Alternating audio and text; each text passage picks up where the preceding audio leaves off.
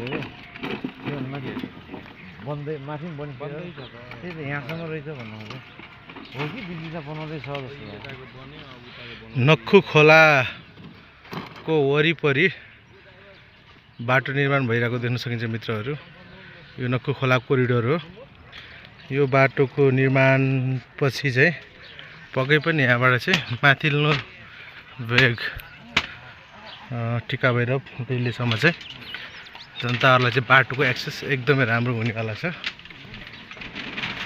चाँडो बनोस्, खोला नालाको संरक्षण पनि होस्, जनधनको पनि संरक्षण होस् र कुनै वर्ष बङ्गुरहरू 4 जना मान्छे बगाउने खोला पनि यही हो। एकदम विशाल आउँछ यो खोला। तर अहिले यो चाहिँ सानो र शान्तो र सानो साँगुरो